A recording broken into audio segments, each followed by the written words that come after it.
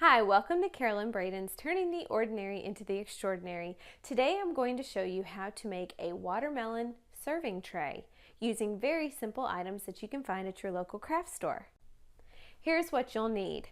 I used an 18-inch round wood platter. It's already sanded, it's already nice and smooth, and I purchased this at Hobby Lobby, but you can also purchase it at Home Depot, and it's about $6. You'll also need, if you want to have feet, like I want mine to have feet so it sits up a little bit, I bought these tread wheels. They're a 1/4 inch hole. There's 12 in here. I only will need 4. They have a hole that runs from the top to the bottom, so they're easily screwed onto the bottom of this piece of wood. You'll need a large paintbrush, some smaller foam brushes. I'm probably going to use this round foam brush the most. You'll also need some handles. I chose some that could be screwed in from the top so it didn't have to be drilled all the way through this piece of wood. Also some screws for the tread wheels and for the handles. By the way, I bought all of this at Hobby Lobby, and they had a variety of different handles, so if you don't like the ones I chose, you can choose some that you like better. I also purchased, this is $1.29 Ceram Coat acrylic paint. I bought the colors watermelon and the color lime sorbet. I also have some black and white acrylic paint as well. Let's get started. You also need, or this is optional, we had some felt pads in our home and we thought these might be good to go on the bottom of these wheels. That'll be the feet of this platter. You don't have to use these. It's just something that we're going to do because we had them already. And the decorative hardware, the nails, the little or the tiny screws that we had, they're 0.59 inches by 0.14 inches. These will work best for the handles, but these, we had these at the home. These are, my husband is going to join for this segment, Tommy. Okay. He's got to sit down because he's much taller than me. What size are these? I don't know. You don't know? I'd say these are probably about a fourth. Long enough to go through the round, but not too far into the wood. So you want these screws long enough to go through this hole and into the wood, just so this is a little bit, I'd say, coming out the other side. You don't want it coming out. So your screws for the feet, if you choose to use these, just make sure they're not too long, because if they are, they'll go through the other side of the wood and you don't want that. So these are not much longer than the decorative ones that we bought. These are 0.59 inch, so these are probably 3/4 of an inch, I would say. So he is going to help with this one part because he is our designated the Tommy of all trades, and he's really good at home improvement types of stuff, and so he has this drill. If you do not have a drill, you can use, say, a Phillips head screwdriver, sure. But we are going to use a drill for this part. Again, the feet are optional. I am going to put this on the side that had the price tag because that's the side I want to be the bottom. This has 2 different sides to the feet. I'm going to have the more decorative side facing out. I was thinking putting them around the edge. Get them as even as you can.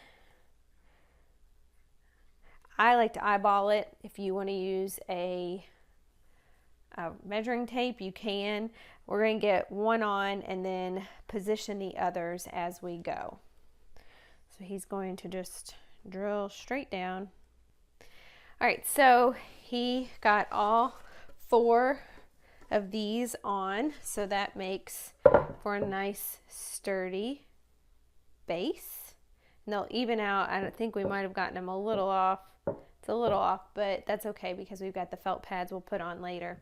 So now you want to paint it to make it look like a watermelon, because right now it doesn't. I'm going to put this to where the wood grain is going away from me like this instead of horizontal, because that's the way I'm going to paint. And I will use my watermelon colored paint. I only chose this brand not because I'm loyal to it, but specifically because they had a color called watermelon, and I thought it was the perfect watermelon shade. So now I'm going to start by putting a little bit of this paint, this acrylic paint on, and spreading it out into an even layer with my brush. I'm going to only do the top of this wood, not the sides. If I get a little on the sides, I'm not worried about it because I'm going to cover that with green paint later on.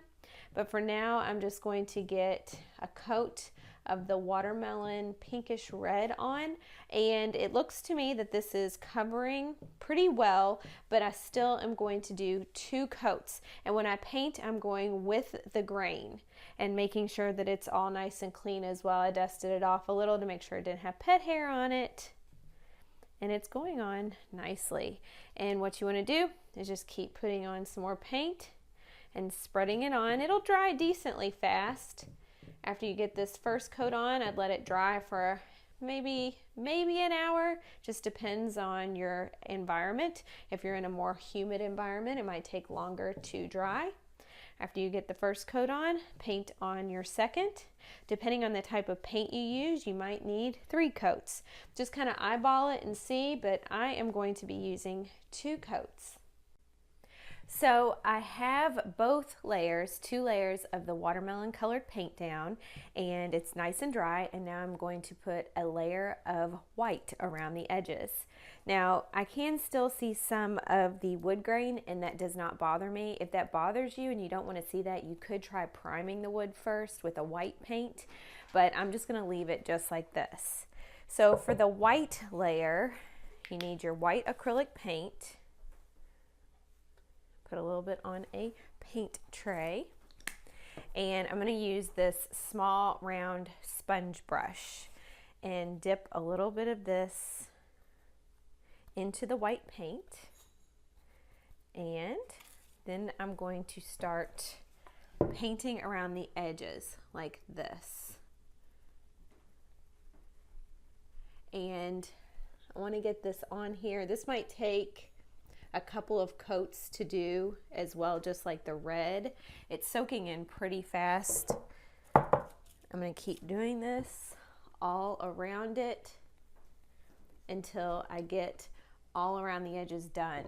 And the cool thing about having feet on this platter is that it can be painted easily like this. I can just kind of get down here like this without having to worry about propping it up on anything. If you did not put feet on yours, you will probably need to prop it up on something so it doesn't get stuck to whatever you're painting on, whatever surface you're painting on. After I get this all painted white, then I'm going to come up and I'm going to start over here. I'm going to do some around the edges as well. I'm going to come in probably about 2 inches, you can see, like this. I might even come in a little bit more. This is going to be part of the watermelon rind. And you just sponge it on. And again, this will probably take about 2 coats. And do this all around the edges and around the entire edge of your watermelon tray. If you don't like the sponge look, you could also use a brush to paint this on. The reason why I did a sponge is because I felt like I would get the circle probably a little bit more even. If you use a brush, you might be a little too worried about getting the circle perfect. And you could do that, maybe use a cake round or something round to trace, and a pencil to trace a circle around it. But I'm trying not to make this too perfect, and so using the sponge was a better solution for me. All right, so I got my 2 layers of white paint around the edges, and now I am going to work on the green layer. I've already started on that, and I like how it's looking so far. By the way, on the white paint, it may start to still look a little bit pink after you've painted it, because this watermelon color kind of comes through. If you're not happy with that, try a third and a fourth coat. But I'm happy with it because a real true watermelon doesn't have a solid white rind. It just doesn't. So also I needed to note that I measured exactly how far in I came. I said 2 inches earlier in the video, and I actually ended up coming in 2.5 inches. So that's how I got a nice thick rind, but it won't look that thick once I get the green around it. So for the green, I just poured a little bit of the paint into my paint tray or a disposable paper plate, and I'm sponging it on just like I sponged on the white layer. And I'm going to come in, so far it looks like I came in about 1 inch.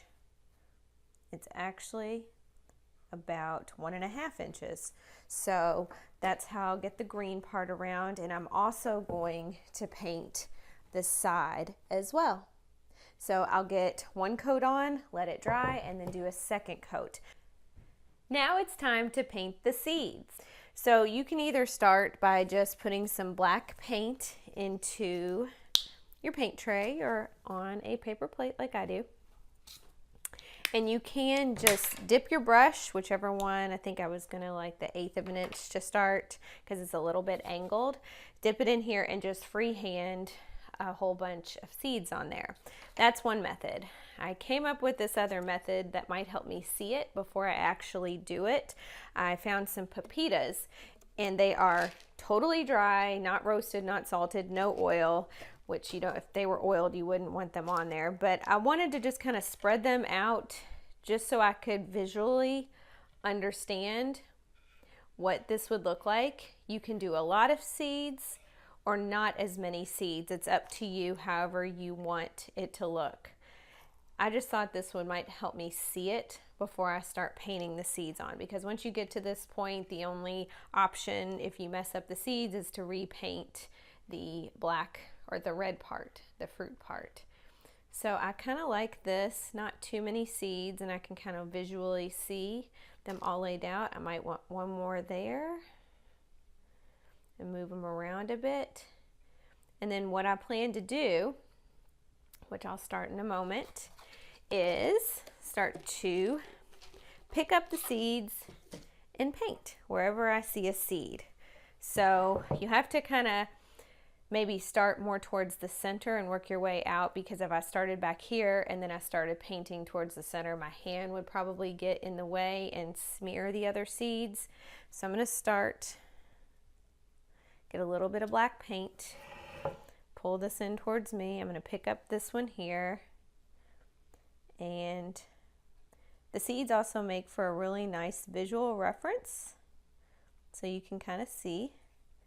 And watermelon seeds aren't all perfect, so don't worry about making your seeds perfect. That one looks good. So here it is a little up close so you can kind of see. I'm just making a curved line and another curved line, and taking the brush and filling it in just like that. So I've gotten all of my watermelon seeds painted on. They have 1 coat on them. I would say put a second coat just to make sure that you have even coverage. I've chosen an even smaller brush to do the second coat. That way I can go in and fine tune the seeds even more. So the seeds are now dry, and it is time to put on a clear, shiny, glossy coat that will help protect this if anything is spilled on it. So I put down a large mixing bowl with a piece of wax paper on the top of it, just in case this could still be tacky and we don't want it to stick. So I'm going to place this on top of the wax paper, and we're getting it elevated off of the table. So we're going to use this natural bristle brush. We're going to use this natural bristle brush, and also this is Minwax water-based polyacrylic. It goes on a little bit milky, and it looks milky in here, but it will dry clear. Also, if you have a can of it laying around the house, make sure you stir it and not shake it if you want to get it going again. So I'm just going to dip this in. I've got gloves on just because if you've got a manicure or something, you want to protect it and you want to protect your skin always. And brush this on, a very thin coat. We're going to do the bottom side first and then let it dry overnight and then do the other side as well. As I paint this on, I am going with the grain of the wood. Instead of going like this, I can see that the grain goes this way. It's the lines of the wood, and just brush this all on. It looks like it's soaking in pretty good. Again, we'll do one coat to this side, and we'll do probably 2 coats to the other side. Okay, so I've gotten 1 coat of the polyacrylic on the top, and now that I have 1 coat, I've let that dry for about an hour or so. I'm going to go ahead and do the second coat. Just get a thin coat on and brush it again with the grain of the wood. Don't forget, after you do your second coat on the top and after you do the first coat on the top as well, also do the sides and make sure that's a thin coat as well so it does not drip.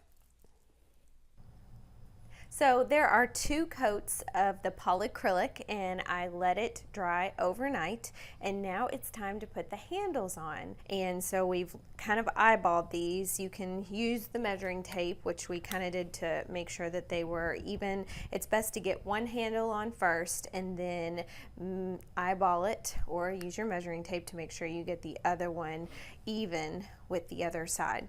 He's just using a screwdriver for this. Yes. Just a flathead screwdriver for this, and is just putting the handle on the beautiful watermelon tray. Sometimes it's better to use a screwdriver with decorative screws because sometimes a drill will actually mar up the decorative screw part, so that makes it look a little prettier that way. So now we have our watermelon tray. The only other thing that is optional that you could do, which we had these felt pads around the house, is to put these on the bottom. These are 1-inch felt pads. Just thought it would be nice if someone wants to put this on their dining room table without scratching it. Felt pads work really well. Ta-da! All done. My mother-in-law is going to love this, and we're off to go give this to her now. Thanks for watching Carolyn Braden's Turning the Ordinary into the Extraordinary. Quick little note, just so you notice now, it's not moving anymore. It's very even, and that is why the felt pads may be a good option for you, because it's not tilting or moving. Just in case you got the feet on, maybe a little bit off like we did, felt pads work. Visit Carolyn'sBloomingCreations.com